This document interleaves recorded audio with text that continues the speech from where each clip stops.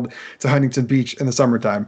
And I remember coming back after that first day of going out 2 by 2 to tell people about Jesus. And I came back to the room I was staying at and fell on my bed and just started weeping, which was not an emotional experience I was accustomed to having as a 17-year-old boy. Just weeping. And I could sense in that moment this choice being laid out in front of me. And one choice was to kind of, as I would have described it back then, just continue on in the path that I was on, which was life was all about me.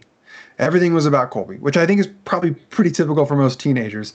But this was the fork that was given to me. Just keep going on that path, or I could make a different choice. And again, as I would have talked about it back then, this was in 1999, summer of 99, make a different choice, which is to start living my life for God, for Jesus, however I would have described it back then.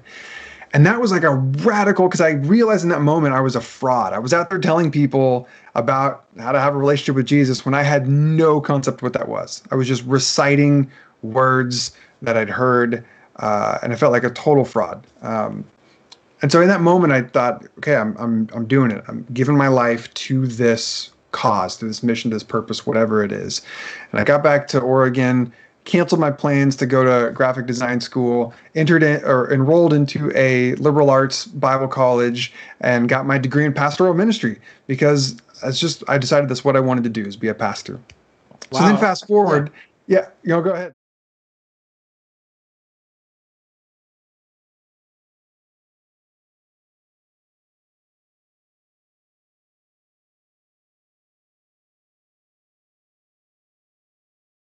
Yeah, no, you're noticing the breadcrumbs that will show up as the story unravels, which is that sense of integration, that integrity, that aligning my interior world with my exterior world is deeply important to me. Like, my life does well when I am disintegrated. And so I graduated from a Baptist, got my degree in pastoral ministry, started working at a large church in Oregon. At that time, I was a worship pastor. Evangelical context, known as, Bible answer guy. Like, I had all the answers at 23, 24 years old. I don't know if you knew that was possible, but I did it. I cracked the code. And then about a year after graduating, I picked up a book by Brian McLaren, who I'm sure many of your people at Forefront are familiar with the name. He's visited us. He's great. Yeah, his fingerprints are on so many of us. And I just picked up this book, which clearly would not have been approved by any of my Baptist professors. Like, this was not a book that would have made any syllabus list. And started reading it, and for the first time in my life, at that point, was exposed to the idea, the reality that there have been other ways to think about the Christian story over the last 2,000 years. That there are other ways to approach some of the most profound questions about life, other than this sort of narrow Western evangelical Baptist Protestant tradition.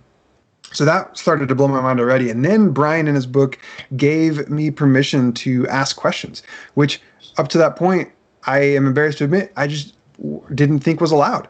I didn't think you could ask questions, because of God was that the most important thing to God. So think about this for a minute. What I was taught, and what many of us were taught in our more conservative Christian context, is that the most important thing to the creator of the universe, the thing that God cares about more than anything else, is what we think, what we believe, the ideas between our ears. And our entire relationship then is dependent, like our security with God is then dependent on our beliefs and how securely we hold them. And so to ask questions of that is super threatening. Like, it is off limits. You don't ask questions, because that is how you know you're okay with God, because we're told God cares most about what we think. And so here I am now asking these questions and not having good answers, or not even having answers at all. I would just be like, I actually don't know anymore. And permission to say I don't know is huge. So that Jonathan set me on I would say probably a 5-year quest to sort of begin to pull apart the Jenga tower of this evangelical construct that I had so carefully built / had built for me, right? Weird combination of the two. So then all of that, the whole tower at this point had sort of been just pulled all apart, and all the pieces were just sort of laying on this table in front of me, metaphorically speaking. And over the last 6 years, I've been kind of slowly picking up these blocks, and sometimes the blocks that you pick up are, you can ask questions. Oh, sorry, I got distracted by these. Sorry about these that. announcements on the screen. Oh, it's fine. No, it's fine. So sometimes you pick up these Jenga blocks that used to be the belief tower of your religious identity, and sometimes these beliefs are so bad, for lack of a better word, so harmful, so whether it's to you personally or to other people, you really have no choice than to just throw that block away. It needs to be thrown away. And other times the blocks are like, you know what, this one's in decent shape. Maybe just sort of sand an edge here, maybe refinish this side, and I might actually bring this back into my tower. I might start to build something up. That's kind of what I've been trying to do. And I think you mentioned it earlier. We use the language of deconstruction and reconstruction. Right. And I think those are helpful terms for this process. But now all that, I don't know why it took so long to tell this story, but all that to say, now I identify as a progressive Christian, not because either of those terms are perfect, but they get close. They get close to sort of, they provide some markers for sort of how I move through the world now. And so Survival Guide, in many ways, for that process of when you have left or been kicked out of your more conservative Christian context and you're moving towards something more open, inclusive, and what I call progressive. So yeah, thanks. And just like Jonathan acknowledged your integrity before, I want to acknowledge both the honesty and kind of nature of the idea that it was just kind of a little thing which kind of set you on the path to questioning. Because I know, especially in media depictions, there's this idea of it's a huge moment, like it's, a death of a loved one, or I lost my job, and it's these huge paradigm shifts which often has you questioning. And yet, talking to you, and also we talked to Pete Enns on this podcast, where Pete Enns talked about the idea of he was watching The Bridge to Terabithia, a Disney movie, an innocuous Disney movie, and there was a in there that just had him like all of a sudden think, what if I was wrong about this thing? Also, acknowledge your beard. I feel like that's just the elephant in the room that we are not touching on. But I wonder too. So you've explained your journey, and you have this book, and I guess I'm curious as to how you even approach something like this, because you basically now have to distill your experience and the experience of, I don't know, thousands of people into a primer, a survival guide. How do you even go about that? I mean, I'm just imagining the consideration of, well, this is going to be helpful for me, but will this be helpful for someone else? What was that process like for you? Yeah, I love that you brought that up. So I say in the introduction to the shift that this is written in the sort of the concept of a survival guide, not a how-to guide. This is not how to become or how to be a progressive Christian. Because part of the beauty, as I understand it, of what we kind of call progressive Christianity is that there is no singular way. There is not a way to be a progressive Christian. So the point here is not you have lost some of, I'm going to go back to the Jenga metaphor, if that's right. You've lost some of your tower or all of your tower, or you've had it knocked over for you by forces and systems could not stand your presence or your questions. The point here is not then just, let's find somebody else to tell me how to rebuild it and what it should look like now. The point is not here, well, then here's what you should believe, here's what your should faith look like. I don't think that's going to be helpful for anybody. I'm modeling their spirituality after me. I'm not someone who's all that interesting, and I'll probably change my mind in a year from now. So please don't take too many cues from me. But what I do, and I love that you pointed that out, is what I could do is I could take a step back over the last, I'll say 6 years, as I've been really kind of ministering in this liminal space between conservative and progressive Christianity, and ask some questions and make some observations about what are the things that seem to show up most often. Because everybody has their unique particular journey and their unique story. It's always going to be unique. But there are also, this is what I notice, is there are surprising common themes that show up. And the things that seemingly everybody experiences is some form of confusion, some form of fear, regret, loneliness, so much loneliness. And so I started to pull out these themes and be like, well, if there's a way that I could help normalize this for people, because really that's so often what people need. It's just to know you're not alone, you're not doing it wrong. The fact that this is hard is just because it is hard. Like to normalize that journey for people and then offer a little bit of insight around what are some of the obstacles that are going to come up as you go on this journey, this shift. And if I could be of help in that, whether it's drawing from my own experience or just from the number of stories that I've kind of gathered over the years, that's my hope, is to help people on their journey navigate wherever they're going, not say, okay, now here is the new thing that you should think and believe, ta-da. Because I just don't think that's helpful or good. Yeah, I think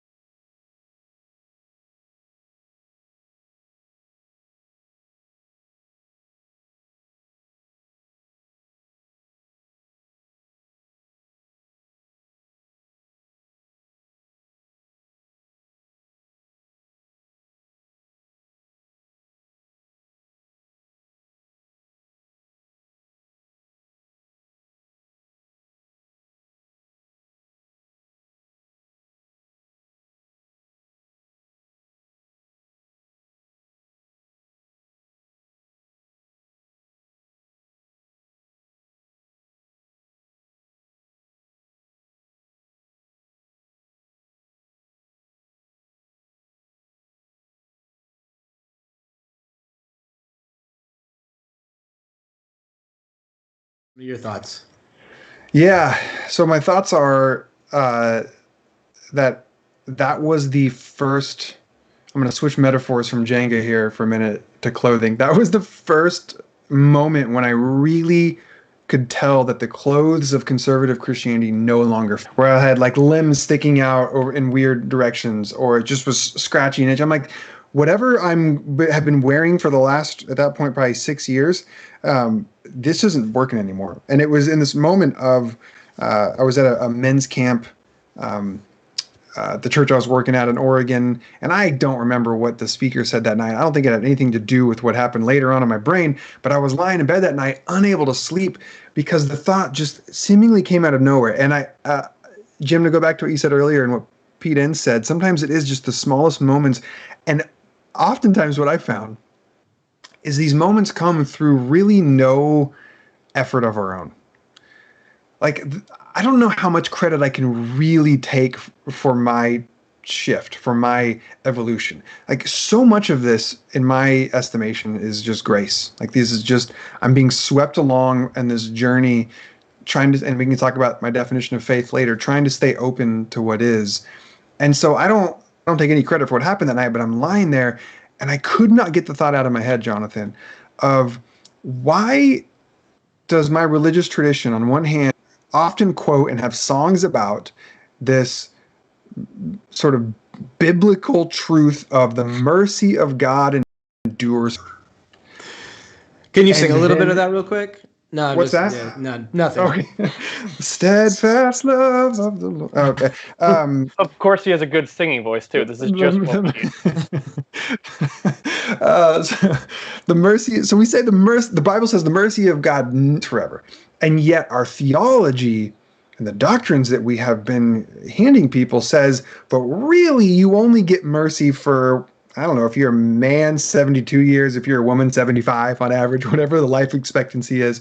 Point is God's mercy is good as long as you have breath in your lungs and blood in your veins. But the minute you die, I guess the flow of God's mercy stops. And this one, I could not reconcile those two things in my head. And I'm lying there in my night being like, what if God's mercy really does endure forever? What if there is some divine mercy that shows up after people die? And that was, again, these are the questions that were simply not permissible, or if they were asked in my upbringing, they were quickly shut down. And so now so that was the first time I'm like, I think I need to follow this rabbit trail a bit, because there's a real disconnect here between what sort of I'm seeing from the Bible and what the church has been teaching me. On that note, I mean, like, on this journey, people are curious. Where do you land on that at this point? What are your thoughts in terms of God's mercy moving beyond whatever this existence looks like? Well, I don't think it can be accurately called mercy if it has a timestamp to it, if it has a limitation to it. At this point, you're not talking about mercy or love anymore. You're talking about sacrifice in many ways. So Jesus says, "Go and learn what this means," and then he quotes the old prophet Hosea, "Go and learn what this means." That mercy is better than sacrifice. Sacrifice is this exchange. Sacrifice is sort of an inherently exclusive system where you have to do something to earn something. Anything where we say that we have to do something on this side of the veil of death in order to earn something on that side, in my mind, is some version of a sacrifice system. Mercy, to me, if I can invoke the word, mercy trumps sacrifice, at least according to Jesus and according to the Old Testament prophets. And mercy, for me, if it is at all a real thing, then it's got to be a real thing for all. So yeah, I absolutely would buy into whatever awaits us in the afterlife. Most days I'm pretty agnostic on it. Most days I'm like, well, this life doesn't make any sense.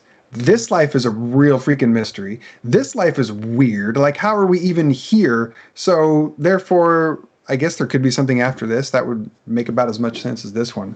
But for me, if there's mercy at all, then it's got to be all the way through. Yeah. No, that's well said. Yeah. Jim, go ahead. You were going to say something. Yeah, I love that you not just extend grace for yourself, but you allow grace for people, in the sense of, if you are going through this shift, if you are going through this deconstruction period or process, I guess you could say, to extend grace to who you used to be, what you used to believe in. I love the thought that you have of sort of, you were not potentially equipped to be the person you were going to be ultimately. And I mean, your story of proselytizing to people or on the beach kind of reminded me, when I was a child, I have not one, but two distinct memories of accepting Jesus as my personal savior. Twice. I did it twice, just in case the first one didn't count, I suppose. And then as an adult, I kind of look back and just think, like, what does that mean for a child? How do you explain that to a child? And there's not really a question in there as much as just, I love the fact that you acknowledge that to be a progressive Christian, whatever that means, is not just to look ahead to the future, but also to kind of reevaluate who you were and where you came from. Yeah, I apologize. My Bluetooth AirPod just died on, so I'm like grabbing some other earbuds so I can still hear. So it's my turn now to have technical difficulties.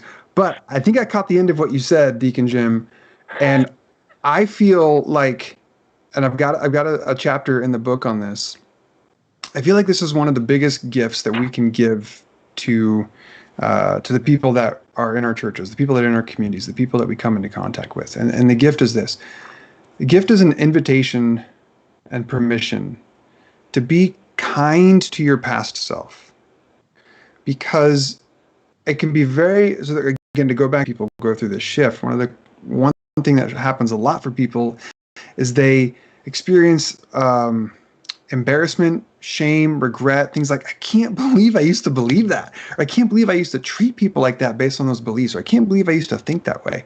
And we can sometimes sort of spiral in those places. And I get it. It makes sense. But what I try to do is I try to invite people to consider the following. You did not choose your parents. You did not choose where you were born. You did not choose what era you were born into, what part of the world you were born into. You didn't choose what religious system you were raised with, if you even had one. You didn't choose your earliest influences, such as parents or Sunday school, or you didn't choose any of that. So much of who you became really was outside of your choice. You had nothing to do with it. You were who you almost were always going to be, regardless of any choice you might have had. And so when I think back in my own life, I'm like, oh yeah, it makes a lot of sense that was just sort of the trajectory that I was on. That was the things that I believed. Of course, I didn't have any other option. That's what was told to me. When you're told at a young age about a God up in heaven who sort of loves / hates you, and you deserve eternal damnation, but you can get out of it if you do this one thing. When you're told that right next to other data about the world, such as don't touch the stove, it's hot, 2 + 2 = 4, rain comes out of the clouds and makes all these other parts of the world, your brain is just going to take it all as true factual information. So of course you're going to just believe these things, of course. And so one of the things I invite people to do is just be kind to your past self, because yeah, you believe those things, but there's no real sense in beating yourself up too much about it, because you didn't really have a whole lot of choice in the matter. And then, if I can just take one more minute, then you can take that kindness and that compassion, which I think you should show your own self, and you can begin to extend that. This is what I call the black belt of grace. You can extend that to others. Yeah, but that person who still thinks like this, and I don't think like that, yeah, it makes a lot of sense that they would. I don't know that they would have another choice in the matter. So we can then start to give that gift to other people as well. That's so important. I think right now, especially in the midst of a pandemic, you have so many people, at least in New York, who they had to go back to where they grew up, right? They had to go back to family members, to old friends, to places where maybe that old way of thinking is something that they now come face to face with. It's not like Thanksgiving where it's a flyby, like, hey, all right, one day I'm going to ignore this all, and then I'm going to go back to New York. And so, yeah, the idea of extending grace and showing journey, that's a big one. I mean, that's a really big one. I know for me, when I think about like that extension of grace to others, so much of it comes around the idea of something you mentioned right up front. People passionately holding on to what matters is what I think. You know, I could be a real jerk so long as I think the right things. And as Robbie mentioned a second ago, he said, mainstream Christians, they live out of this fear of punishment. And so we better think the right things and we better hold on to it. And how do you see that maybe in your own journey? How do you see people, I guess, loosening that grip of like, I got to believe the right thing and moving into a more gracious, more generous orthodoxy, as our dear friend Brian McLaren says? Yeah. So somewhere along the way, in my estimation, Christianity became less love your neighbor as yourself and more believe the right things. And I do not think this was the trajectory that Jesus had in mind. So one of the moves that I make in the book to try and set people free, unlock them, Jonathan, from this idea that, again, that the most important thing to God is what you believe. First of all, put a little marker there. I'll come back to that.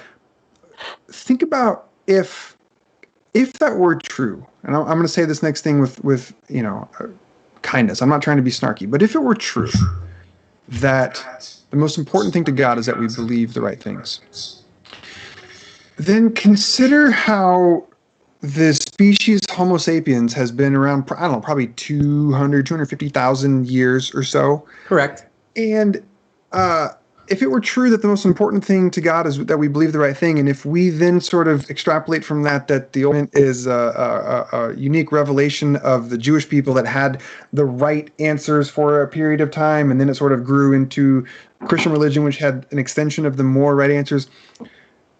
Stop and think about how many multiple hundreds of thousands of years of Homo sapien existence, way before Old Testament even came onto the scene, way before Jewish people came onto the scene. And then even once, let's just imagine, okay, Moses and Abraham and all those get on the scene, and now Homo sapiens have access to the right beliefs, which is the thing that God cared about all along. Now it's suddenly confined to this narrow strip of land in the Middle East, and this for this very specific time of human history. Do you see what I'm saying? Where if it really is the most important thing to God, then what we are saying is, I'm going to guess 99% of any Homo sapien that has ever existed on the planet Earth just simply didn't have access to that piece of information. Yeah. I can't get behind that. I can't get behind a God who would be okay with that. So, all right, let me go back to the point I was going to say earlier. The move I try to make is I invite people to really try to take Jesus at his word. Now, which is hard for some people when they make the shift. They have a whole different relationship oftentimes to Jesus and a whole different relationship to the Bible, and that makes so much sense. But if people will maybe just for a second hear the possibility that maybe Jesus, and when I say maybe, it's me saying this is what I think, but maybe Jesus really didn't care what people believed about him. He more cared that people believed him. And that distinction, I think, is huge. Yeah. We as Western American Christians have turned it into believe in Jesus, believe particular things about Jesus' identity. That's the most important thing.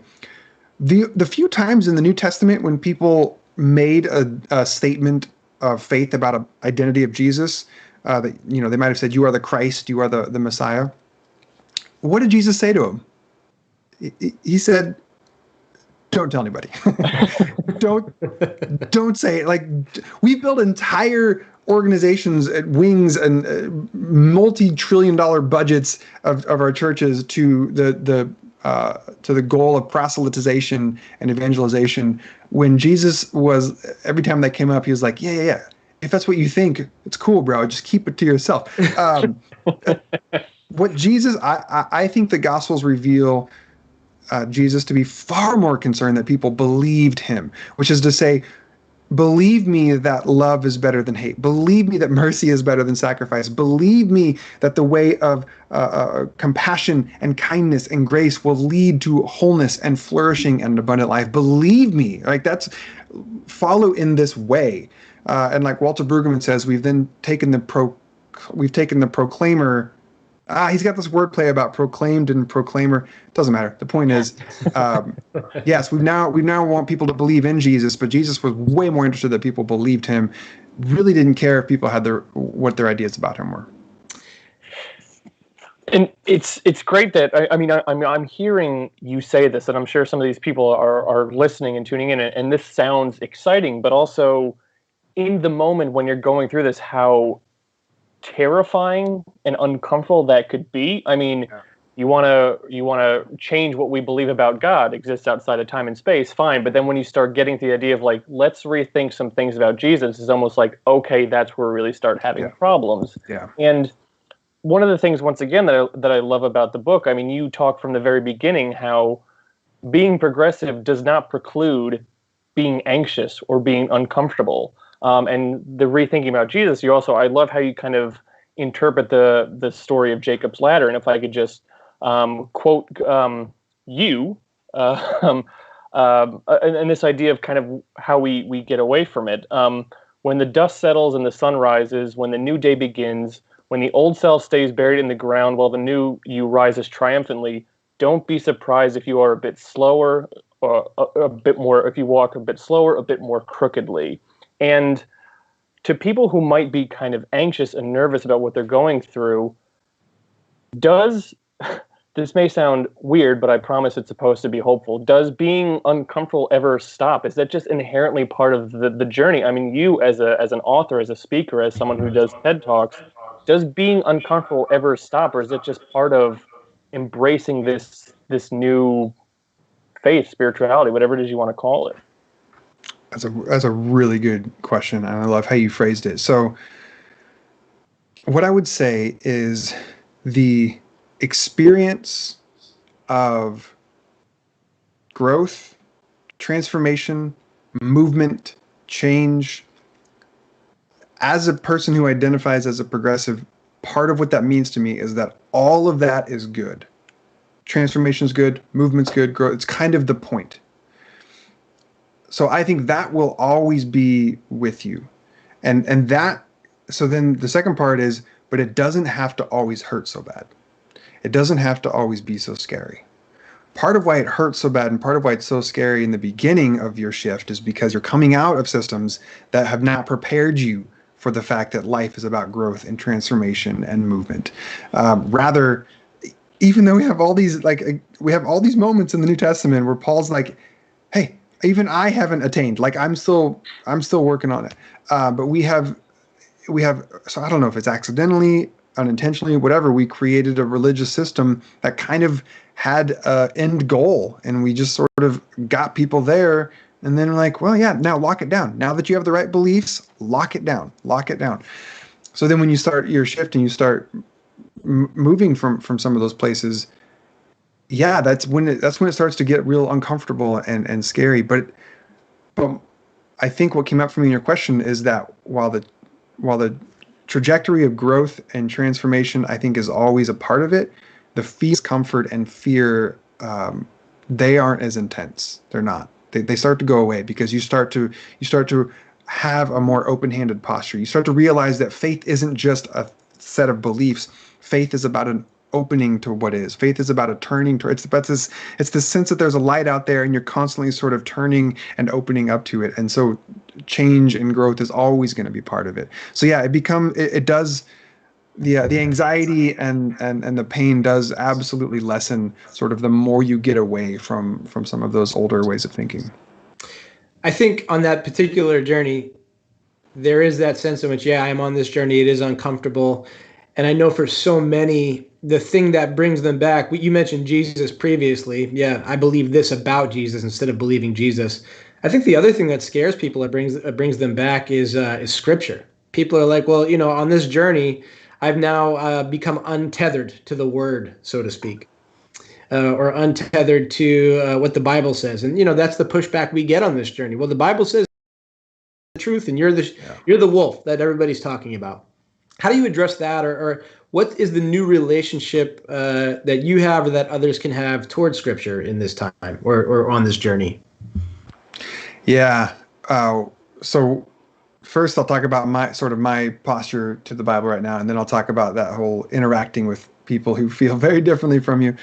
So the first is, again, to return to my story, for me, growing up and all throughout college and in my early ministry, the Bible was inerrant, which is to say it's perfect and had no error, and it's infallible, which is to say that it's, as long as you follow it, it will not lead you astray. Once you start paying attention, you realize those two things cannot hold up to scrutiny. They simply can't. The whole idea of Scripture being inerrant without error, for those who have eyes to see, the Bible contradicts itself all the time. And at first that might terrify somebody, so much so to where they can't see it, or they'll find some, like, Jonathan, I'm sure you're familiar with all those charts that find a way to sort of make all the contradictions in the Bible not seem contradictory. It's like, well, I know one said one angel and one said there was two, but that might just be because the gospel writer had one of his eyes closed. I don't know what the actual rationale was, but that was one of them for sure. Like, that was one of them for sure. He just didn't turn around and look at the other one. But so once you start paying attention, you realize, okay, the Bible's not inerrant and it's not infallible. The Bible is not infallible. The Bible has, and I know this because the Bible has been used, men and women with deep conviction who genuinely believe the Bible and have followed it, and it has been used to justify slavery, segregation, the oppression of women, the discrimination of LGBTQ people. Infallible means if you follow it, it will not lead you astray. I'm sorry. People have been led astray plenty of times by the Bible. Okay. So for me, I can no longer say the Bible's inerrant or infallible, but there's another I word that oftentimes gets put in with those that I still hold on to, and that is inspired. Mm. Now, my previous self might have thought of inspired in sort of the way that my Bible professors taught me, which was to think of it as though whoever was writing down a particular letter or story or poem in the Bible was inspired by God, which is to say essentially that God almost took over their bond. Mm-hmm. I don't, that just doesn't make sense to me.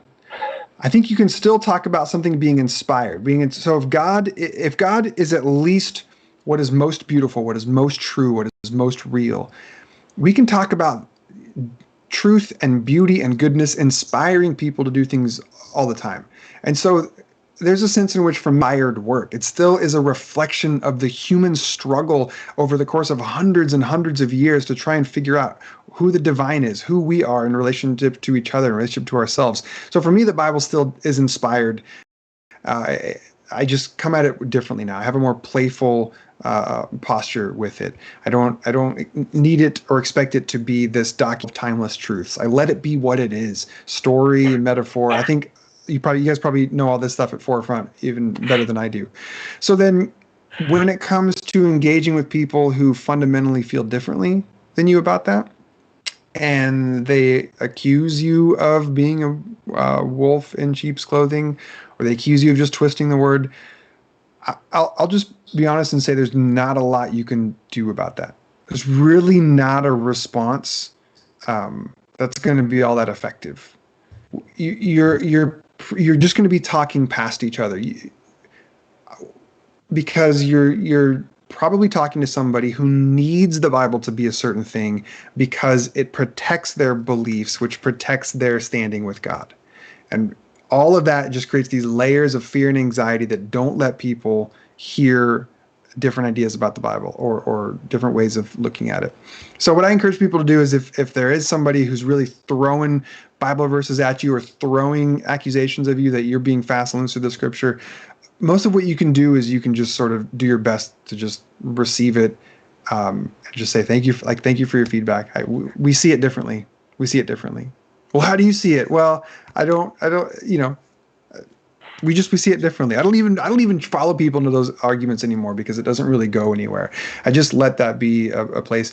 What I try to do, Jonathan, is I try to be a safe and compassionate listening place so that if that person later on down the road does have some grace come into their life that does start to stir things up for them, some Jenga piece gets pulled out, they can remember, oh yeah, there was that one guy that wasn't a jerk when I was pushing back on him. Maybe he is worth talking to. And so that's oftentimes been the case as well. But that's tricky. The Bible is tricky for a lot of people. I love that. Yeah. It's interesting on this journey. That's the big one, right? I know that you get the emails just like I do. Those are fun. And I told somebody one time to try to argue that is like playing two different sports. You know, you're playing tennis and this person is playing golf, and you can't even attempt to get to that place where you're going to be on the same page. You're doing two very different things, and so if I especially don't like somebody and they've been really like rude and obnoxious, I'm always like, I'm going to pray for you on your journey, and that really bothers them. But it's true. And so. I think there's a way to hold that posture, because I held this for years. There's a way to hold that posture that has a bit of condescension to it. And that I always encourage progressives to really try to be aware of the temptation for condensation. No, that's the molecules. Condescension. To be condescending. Yeah, like, oh, I've grown and evolved. I'm here now, and you'll get there eventually, sort of thing. Again, that was my attitude and posture, not necessarily consciously, but definitely unconsciously for years. I think now the invitation for me in that space is to go back to something we said earlier, which is my own shift in faith was largely didn't have a whole lot to do with me. It just sort of happened. And to the extent that I can be grateful and appreciative of my journey and also conscious of where I came from, I can do my best to entrust other people's journey and their faith life to God, just like I've been entrusted to my own. And to maybe not even hold out an expectation or hope that they would shift to where I am, but rather just appreciate, you know what, that is just where they're at in life. So I know that isn't totally satisfactory, especially when you start talking about beliefs that are matters of injustice and beliefs that trickle out into really oppressive systems. So that all has to be addressed. I get it. I'm not saying we just let people be white supremacists. We just let people be anti-queer. But there's a temptation, I think, sometimes in progressive circles to be like, oh, we've evolved. I'll be how adorable that you might someday get to where I'm at. that can be dangerous in its Well own said. right. Yeah, and I know I for one really appreciate. I mean, even chapter 11 in your book is just the recognition that progressivism can be its own form of fundamentalism in a way, and so this idea of there's almost an excitement of like, I believe in this thing now, so I'm going to tackle it with the same vigor as when I had this more conservative fundamentalist belief, and just that idea of that can even drive people away, or that can separate people as well was incredibly interesting to me. Yeah, that chapter was important for me to include, even though I don't know if I did it well. So the chapter's titled "When Progressives Attack," because I noticed, and I've had, again, we're talking about that experience of leaving conservative Christianity and finding something more progressive, and what are the obstacles that people face. And one of the ones that catches so many people by surprise is when they start receiving friendly fire from fellow progressives. They're out here, they have this new enthusiasm for maybe it's for justice work, or they might just have some awareness that they didn't have before, and so they like a bull in a china shop, they just head on out, and they start tripping landmines all over the place, because in our more progressive spaces there are a lot of landmines for really good reason, because we're talking about people that have been harmed and wounded and damaged by, specifically in this context, religious systems and religious leaders and religious ideas. So a lot of landmines, and it can be real easy to trip those without realizing it. And so I wanted to include a chapter of sort of how to navigate that space, how to, maybe if you're the one tripping the landmines, to try and step back and do some listening and trying to understand. And maybe if you're the ones that occasionally are firing the arrows at fellow progressives because they're not progressive in the right way, or progressive enough, or they don't have the right approach, like maybe chill on that too. I don't know, man. I feel like that I could rewrite that chapter 7 different ways, and maybe that's its own book. But it's definitely the danger of fundamentalism on both sides. I mean, it's there, and it's absolutely real. And so even the attempt to write it is something that not too many progressives have done yet. So commending you for that one for sure. You know, we have about 15 more minutes, and I want to make sure that we get to some of the questions from people that are watching with us. Great. Yeah. So I wanted to. So Jillian says, what does it look like to bring someone along with you, or try to help with their journey, or is this purely a personal and individual endeavor? Oh, it's not. Yes, it's personal. No, it's not individual. I think it looks like being a midwife. Being someone who is standing along next to others, holding their hand, being a safe, non-judgmental, loving, gracious, open presence, not trying to force them to go in any direction, but just merely saying, I'm here, and I'm not going anywhere. And that's actually one of the gifts of progressive Christianity, is you can have this sort of expanded. Is that my error message or you guys? Sorry. No, you. All right. Had this sort of expanded compassion for people, because you're no longer needing them to believe anything. So I think it's very personal, but it's not individual. So one of the things I invite people to do is to just, to the best that they can. Now, sometimes you have to draw new boundaries because some relationships are harmful, and you're not being shown respect and grace and kindness, and so you need new boundaries. That's a different thing. What I hear in the question is maybe people that you can still be in a relationship with, that's not a detriment to you. Be a non-anxious presence for them. Be a non-pushy, non-judgmental, open. Don't make them feel like your friendship is dependent upon them following you in your faith shift. Rather, just like a midwife, stand next to them as they go through the process, to let them know if and when they're ready to ask questions, if and when they're ready to explore some of that, you have demonstrated yourself to be a loving and safe presence that they can then come to. So, yeah, it's a great question. Absolutely.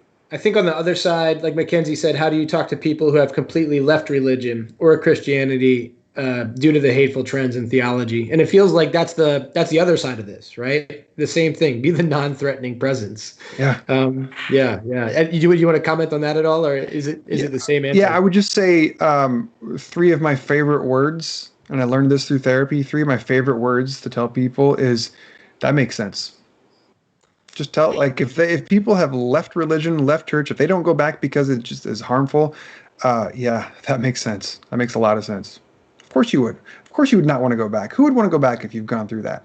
So oftentimes people just need to hear, or they don't need to hear it, but it's a gift to hear others affirm that their choices make sense in light of their experience. So I think that's a powerful phrase. Absolutely. Jim, I know you had a couple other thoughts that you wanted to share before we got off. I don't know how much. I mean, even the stuff that I wrote up and sent to Jonathan just before this was a few questions and just many bullet points, just like, oh, I love this. Oh, and then I love this. Oh, and then when he said this thing, I love that too.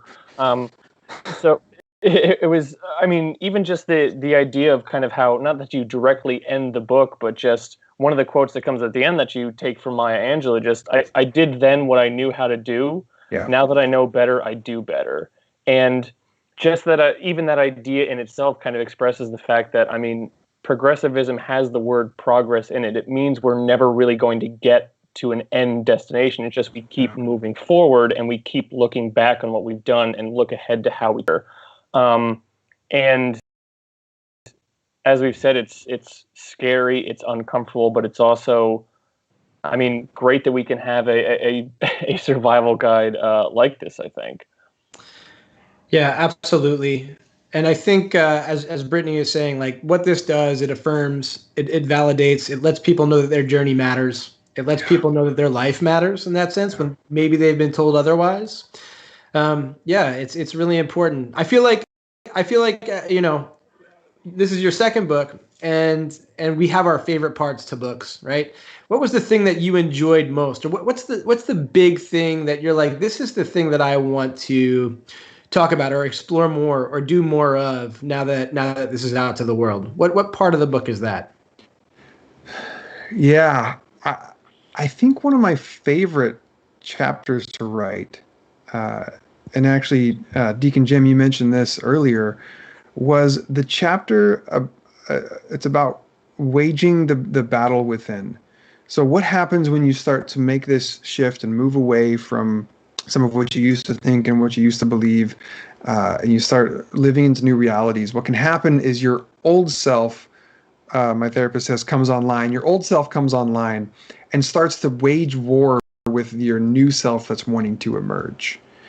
And that can be a real painful experience. And again, that makes sense because your old self has fought hard to get you where you have gotten. Like, it has overcome a lot. It has, through blood, sweat, and tears, it has developed its sense of self. And now here's a new you wanting to emerge and do things differently, or ask questions, or let go of some beliefs, or believe different things. And that can be a real intense experience. And so one of the things that I've drawn a lot of strength from is the story of Jacob in the Old Testament. Genesis, I think, is chapter 32. You know, a lot of theologians might say Jacob wrestled God or Jacob wrestled an angel. So it's that story of, after, I think, 20 years of being estranged from his brother Esau, who he had swindled earlier, Jacob then wants to finally make things right with his family. And he brings with him this lavish parade of gifts. And his plan was this: if I can just send ahead enough camels and goats and donkeys and food, if I can just, I can maybe pacify my brother Esau to maybe where he'll forgive me for past mistakes. And so he has this whole plan. Hey, what's up, cat? He has this whole plan of trying to pacify his brother Esau. And the night before Jacob begins this plan, the night before he's about to try to convince his brother to not be mad anymore, Jacob finds himself in an all-night wrestling match with this unnamed character. And as the storyteller talks about it, it is an even match. Neither one can sort of get the advantage over the other. And, you know, I don't want to give too much away, because, again, I think the people would love to read it. But my take on this chapter is that this is a story of Jacob wrestling his older self. His new self is trying to emerge to become this person who's finally taking responsibility for his life. The old Jacob was a swindler. He was deceitful. He sort of found a way to get out of things. This new Jacob is wanting to take more responsibility for his life. And so this old version comes on and like, no, we fought hard to get here. And this is when Jacob gets given a new name. It's almost as though he comes out of this with he's a whole new being, he's a whole new person, which is so many of us who've gone on the shift can relate to this experience of like, I'm just a totally different person. And then the way that story ends in Genesis 32, I actually won't give it away. So even if you don't buy my book, go read that story and now read it with that lens of Jacob wrestling his old self and becoming a new person, and see what happens where Jacob was originally going to do this lavish gift parade to pacify his brother, goes on this all-night wrestling match, wakes up the next morning, and discover what he does then. So there goes my earbud. I can't hear you guys. Doesn't matter. So I think that's one of my favorite things to talk about, Jonathan, right now, is that experience of going to war with our old selves and compassionately letting those old selves die so that a new thing can be birthed in us. Oh, I absolutely love that. I mean, that's it right there. One of my favorite passages and stories in general. And I don't think I've ever gotten to the crux of it quite like that. That's beautiful. Well done. Thanks, Bob. Yeah. So, all right, it's we've had our hour. We've talked a lot about the shift. I know that Juby is asking about family relationships, being progressive and coming from a conservative background. Juby, can I meet you someday? I feel like we just. I mean, it's got to happen. It's got to happen sooner rather than later. I know many of us have all gone to these things, and we all pretend to have spouses and families that we haven't yet met. But I believe that Juby's real. I just want to meet you. She is. She's pretty good too. I'll give her that. She's all right. I believe it. But anyway, this book though, it is one that's going to help us learn to journey better, with families who are conservative, learn to give ourselves a little bit more grace throughout the journey process. It's a must read. I know that in our church we're going to use it for some of our groups that are coming up. I'm looking forward to that. But for all those who don't necessarily go to Forefront, and you can always jump online to Sojourn Grace Collective, which is your church. But how else can we find you? How else can we find this book? And where can we hear you on the next quarantine podcast? Sure. I'm real easy to find. My mom gave me a name that at that time there's not too many Colbys out there, or Colby Martin. So if you just Google that, it's easy to find me at Colby Martin on Instagram, Twitter, right here on Facebook. And then that'll take you to my webpage, which has all my books and messages. I don't know where I'm popping up next. So I've recorded a bunch of podcasts with people, but then it's sort of up to them when it gets released. So, but I do have I'm kind of on this podcast